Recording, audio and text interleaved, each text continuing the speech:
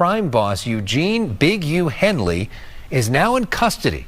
Authorities say he ran a mafia-like organization while masquerading as a music mogul and gang peacemaker.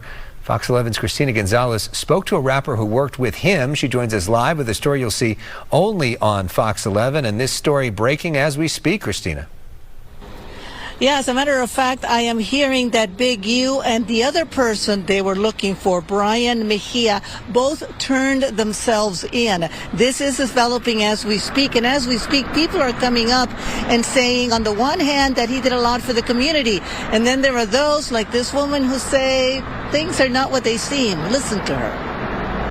No, I'm not surprised because I've been fighting this fight for a long time. Rapper Alicia Choi speaks about federal authorities accusing LA rap music executive and community activist Eugene Big U Henley of leveraging his connections with the Rolling 60s CRIPS to run a criminal enterprise, even funneling funds from his community nonprofits into his criminal operations. You cannot do evil when the cameras are off and smile and help kids when the cameras are on. Choice, who you may have seen in rap videos like this one, says she was a budding artist when she first met him. I was just a young kid wanting to rap and wanting to live out my dream and working hard. And, you know, he really took advantage of me. I wanted to help bring donations into his nonprofit development options. And with that being said, he just wanted to take over. He wanted to bully me. He wanted to control me. And when I wouldn't allow that, that's when he started jumping on me and beating me, extorting me, threatening people not to work with me. And I was scared for a long time to speak up. I was actually terrified. And I want to emphasize, these are very serious accusations she is making. And, you know, she says it is her fear, which makes it very difficult to follow up on these things. But she says her fear kept her from going to police. She did not file police reports, but that she did try getting a restraining order at one point. Now, what the feds, and we'll go to his photo again because it's hard to see him as a person that the feds are saying what he did when we are used to seeing him in such a different light.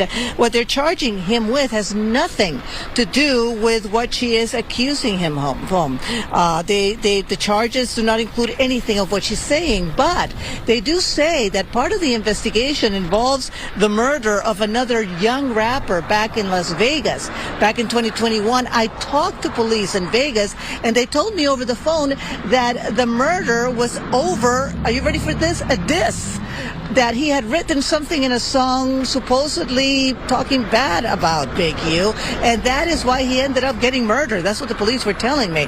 So it's just still developing. There's going to be a lot more to this whole thing, but we can tell you he has turned himself in, and I'm sure a lot of people are waiting to hear what he has to say about this, including us. I'm Christina Gonzalez, live, Hayden Park. Back to you guys in the studio. And Christina, there's a connection to Shaquille O'Neal as well, right?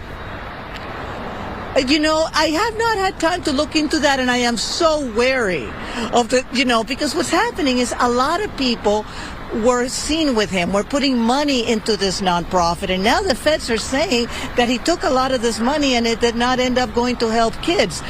Again, keep in mind, that doesn't mean that kids were not being helped in some capacity by the organizations. The question is where the money went. It's not just Shaq, it's other rappers, other big names that I want to have time to really look into these allegations. Because even with the feds saying it, these are personalities that are well loved in this community, and they need to also have a chance to respond for themselves. Yeah. So, stay tuned. We'll let you know as soon as we can confirm more things. But yeah, even Shaquille O'Neal, part of this whole thing. How sad. Yeah. All right, Christina Gonzalez, thanks for your reporting on that breaking